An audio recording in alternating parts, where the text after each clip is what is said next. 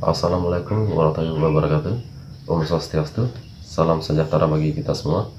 Ya, kembali lagi di channel saya. Kali ini saya akan memberikan informasi ya tentang sahnya suatu perjanjian. Nah, ya seperti yang kita ketahui bahwa perjanjian merupakan suatu hal yang biasa yang terjadi di dalam masyarakat ya.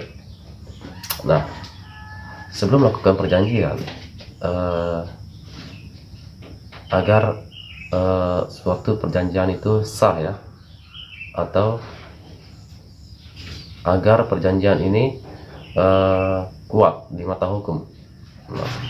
Biasanya contohnya suatu perjanjian ini misalnya seperti membeli suatu barang ya, transaksi jual beli, atau transaksi lainnya ya yang berkaitan dengan suatu perjanjian. Nah, apa-apa saja syarat sahnya suatu perjanjian itu, sahnya suatu perjanjian. Nah, itu diatur dalam hukum perdata ya, KUH Perdata, yaitu dalam pasal 1320 KUH Perdata. Nah, langsung saja kita lihat dalam slide ini ya.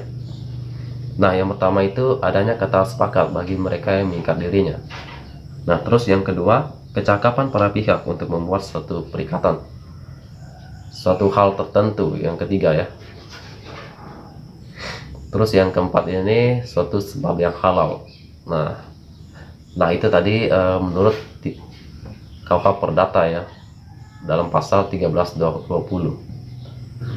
Nah, saya akan menjelaskan satu persatu ya, apa maksud dari 4 poin tersebut tadi ya. Yang pertama itu adanya kata sepakat. Nah, perlu diketahui dalam suatu perjanjian itu harus ada unsur sepakat, yang dimana orang tersebut yang melakukan suatu perjanjian ya. Kata sepakat di dalam perjanjian pada dasarnya adalah para pihak yang membuat perjanjian harus sepakat atau setuju mengenai pokok atau materi yang diperjanjikan, di mana kesepakatan itu harus dicapai dengan tanpa ada paksaan, penipuan atau kehilapan. Seorang dikatakan memberikan persetujuan atau kesepakatannya jika ia memang menghendaki apa yang disepakati. Pernyataan pihak yang menawarkan dinamakan tawaran. Pernyataan pihak yang menerima penawaran dinamakan akseptasi. Nah, itu tadi pengertian atau maksud dari kata sepakat itu ya. Nah, contoh dari maksud yang pertama ini adalah kesepakatan dalam membeli jual beli tanah. Apabila tidak ada kata sepakat, maka dalam transaksi jual beli itu tidak dinyatakan sah atau benar adanya ya di mata hukum. Apabila perkara itu dilimpahkan di pengadilan, maka itu tidak sah dinyatakan. Nah, adanya kata sepakat ini bisa dikatakan cacat hukum ya, apabila hal-hal berikut ini dapat menghampiri seseorang, yaitu bisa kita lihat dalam slide ini ya. Adanya kata unsur paksaan atau dalam kurung duang ya, yaitu setiap perbuatan yang tidak adil atau ancaman yang menghalangi pembebasan kehendak para pihak yang terlibat dalam kontrak, termasuk dalam tindakan pemaksaan. Paksaan tersebut dibuat dengan tujuan agar pada akhirnya pihak lain memberikan haknya. Ancaman tersebut adalah setiap tindakan intimidasi mental. Selain itu, paksaan juga bisa dikarenakan oleh pemerasan atau keadaan di bawah pengaruh terhadap seorang yang punya kelainan mental. Nah, seperti tadi yang kita ketahui bahwa kata sepakat itu akan cacat hukum ya, apabila di dalam suatu perjanjian itu dalam melakukan kesepakatan, apabila ada unsur paksaan, nah itu merupakan cacat hukum dan tidak dinyatakan sah ya. Terus lagi yang kedua, adanya unsur penipuan atau bedraw. Penipuan fraud. Penipuan adalah tindakan tipu muslihat menurut pasal 1328 KUH Perdata, dengan tegas menyatakan bahwa penipuan merupakan alasan pembatalan perjanjian.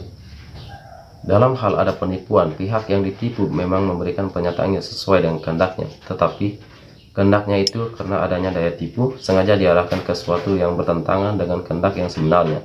yang seandainya tidak ada penipuan merupakan tindakan yang benar. Nah, saya luruskan kembali ya.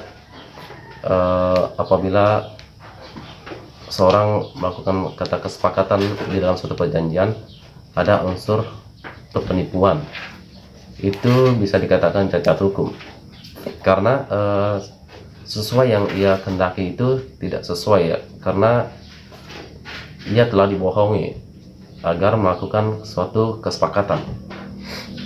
Biasanya seorang yang contohnya itu seperti ketika kita membeli suatu barang, dan ketika barang itu telah kita kesepakati ya.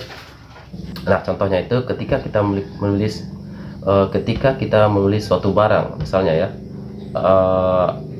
orang tersebut mengatakan barang ini, nah, bisa dikatakan bagus atau masih layak digunakan ya. Nah, ketika seorang tersebut sudah membeli barang itu, nah, ketika sudah ada unsur kesepakatan di situ, setelah beberapa hari barang tersebut rusak.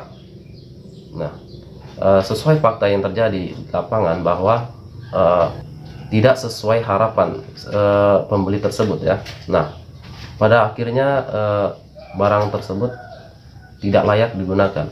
Nah, maka dari itu perjanjian dikatakan cacat hukum karena tidak sesuai kesepakatan dari awal ya, bahwa yang menjual tersebut mengatakan bahwa barang itu bagus atau layak masih bisa digunakan. Nah, faktanya tidak bisa digunakan ya. Nah, itu merupakan suatu penipuan.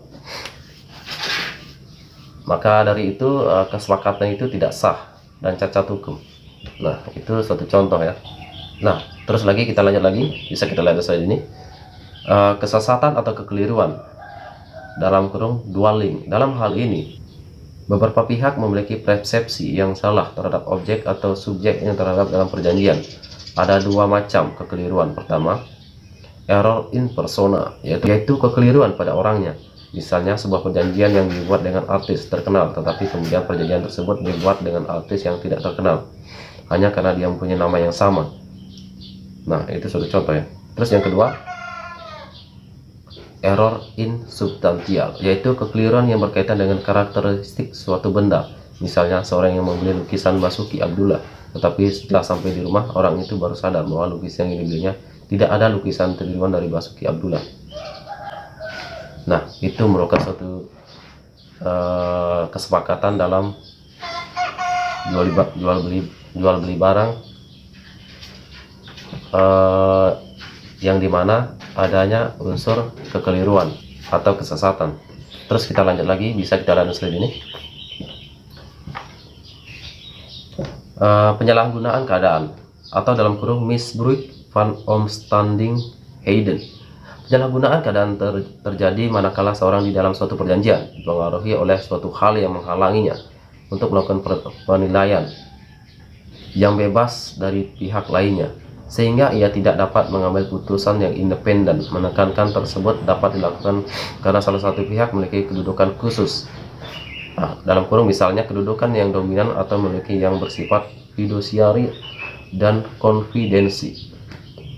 Nah, itu merupakan suatu contoh dalam penyalahgunaan keadaan ya.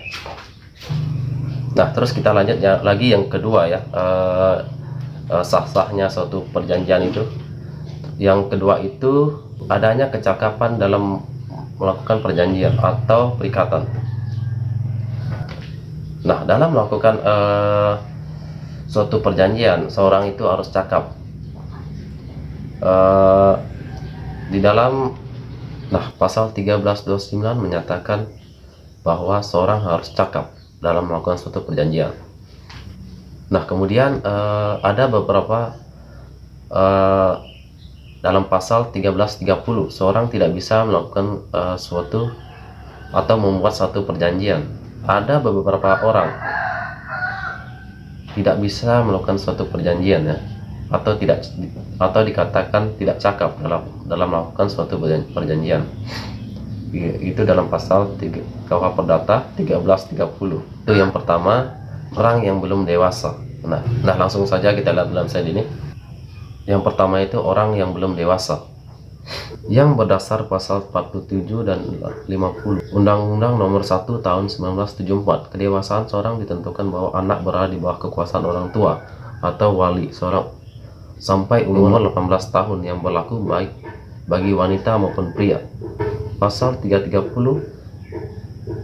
KUHP Perdata yang berbicara tentang batas usia dewasa diganti dengan dikeluarkannya putusan Mahkamah Agung nomor 447/1976 tanggal 13 Oktober 1976 yang menyatakan bahwa dengan berlakunya Undang-Undang Nomor 1 Tahun 1974 maka batas seseorang berada di bawah kekuasaan perwalian adalah 18 tahun, bukan lagi 21 tahun. Nah, setelah kita melihat tadi bahwa ada batas usia dalam kesepakatan dalam suatu perjanjian, orang tersebut bisa dikatakan tidak cakap apabila seorang tersebut belum dikatakan dewasa. Terus selanjutnya ya, langsung saja kita lihat slide ini. Orang yang ditaruh di bawah pengampuan. Seorang dapat diletakkan di bawah pengampuan jika yang bersangkutan gila, dungu, mata gelap, lemah akal, atau juga pemboros. Orang yang demikian itu tidak menggunakan akal sehatnya dan oleh karenanya dapat merugikan dirinya sendiri. Selain itu, seorang yang mengalami kepalitan menjadi tidak cakap untuk melakukan perikatan tertentu sejak pernyataan pahit diucapkan oleh pengadilan. Nah, orang tidak bisa melakukan suatu perjanjian apabila orang tersebut dalam keadaan gila atau dungu ya, yang belum mengetahui apa itu arti suatu perjanjian. Terus yang selanjutnya, orang-orang perempuan dalam pernikahan. Setelah dikeluarkan Surat Edaran Mahkamah Agung Nomor 3 Tahun 1963 dan diundangkannya Undang-Undang Nomor 1 Tahun 1974 Pasal 31 Ayat 2, maka perempuan dalam perkawinan dianggap cacat hukum. Nah, berarti dalam maksud dari pengertian tadi bahwa orang dikatakan seorang perempuan ya, yang dikatakan belum cakap dalam melakukan suatu perjanjian apabila perempuan tersebut belum menikah. Nah, apabila ia sudah menikah, maka ia bisa melakukan suatu perjanjian atau bisa dikatakan cakap. Nah, terus lagi poin yang ketiga, suatu hal yang tertentu. Nah, langsung saja kita lihat dalam slide ini. Syarat sahnya perjanjian yang ketiga adalah dalam membuat suatu perjanjian, apa yang diperjanjikan, objek perikatannya harus jelas. Pasal 1333 KUHP Perdata ayat 1 menyatakan bahwa suatu perjanjian harus mempunyai pokok suatu benda yang paling sedikit dapat ditentukan jenisnya. Suatu perjanjian harus memiliki suatu pokok persoalan. Oleh karena itu, objek perjanjian tidak hanya berupa benda, tetapi juga bisa berupa jasa. Suatu perjanjian harus menggunakan suatu hal tertentu, atau dalam kurung contained of terms. Berarti bahwa apa yang diperjanjikan yakni hak dan kewajiban kedua belah pihak. KUHP Perdata menyebutkan bahwa barang atau benda yang dimaksud tidak harus disebutkan, asalkan nanti dapat dihitung atau ditentukan. Nah, misalnya mengenai perjanjian panen padi dari lahan sawah sebesar 1 hektar dalam tahun berikutnya adalah sah. Dalam melakukan perjanjian harus jelas ya apa yang diperjanjikan. Contoh ya. Nah, seperti tadi contoh dalam slide tersebut bahwa ketika orang melakukan perjanjian, orang tersebut mengolah sawah tersebut hingga panen. Nah, itu bisa dikatakan sah karena sudah ada kesepakatan kedua belah pihak. Dan selain itu juga contoh yang lainnya adalah misalnya objeknya adalah motor ya, orang tersebut melakukan pinjaman.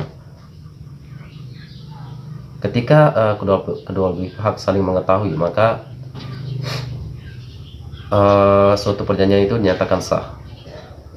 Yang pada intinya adalah barang itu harus jelas yang diperjanjikan agar suatu perjanjian itu dinyatakan sah. Nah, seperti itu ya. Terus poin yang keempat adalah suatu hal yang halal.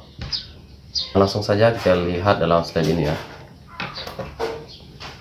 Syarat sahnya perjanjian yang keempat ini adalah tidak boleh memperjanjikan sesuatu yang dilarang undang-undang atau yang bertentangan dengan hukum.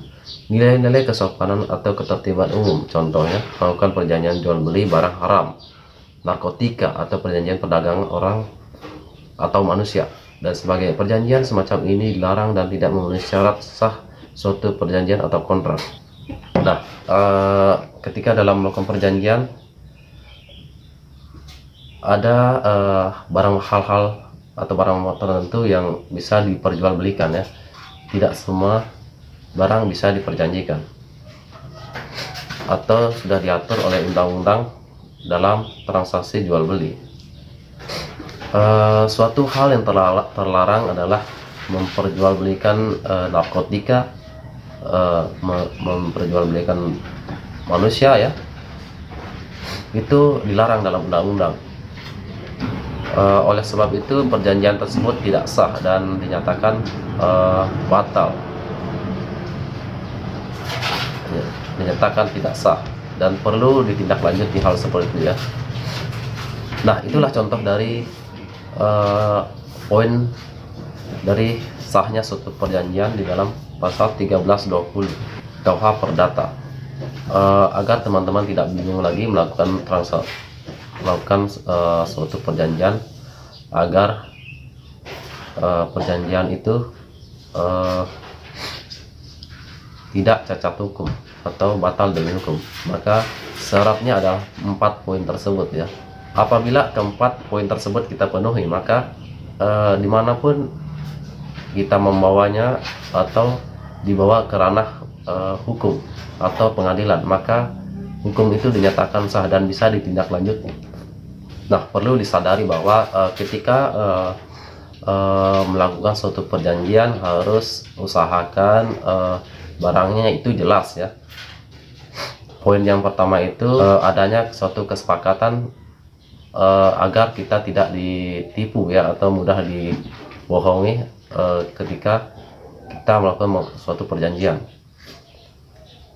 Utamakan menghindari hal-hal yang seperti itu ya. Terus poin yang kedua adalah kecakapan. Agar suatu perjanjian itu dinyatakan sah, perlu seseorang tersebut harus cakap.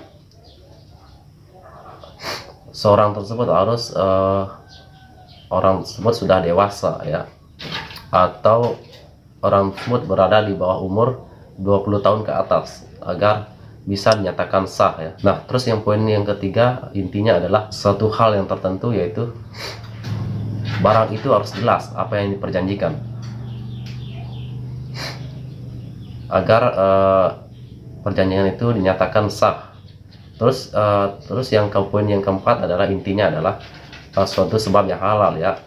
Misalnya hal yang tidak terbentur oleh undang-undang agar tidak melanggar hukum.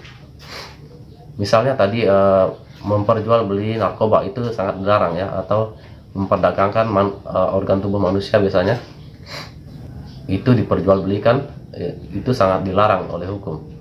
Nah, mungkin itu poin pentingnya ya yang saya jelaskan. Mungkin itu bermanfaat bagi teman-teman ya, teman-teman yang lain.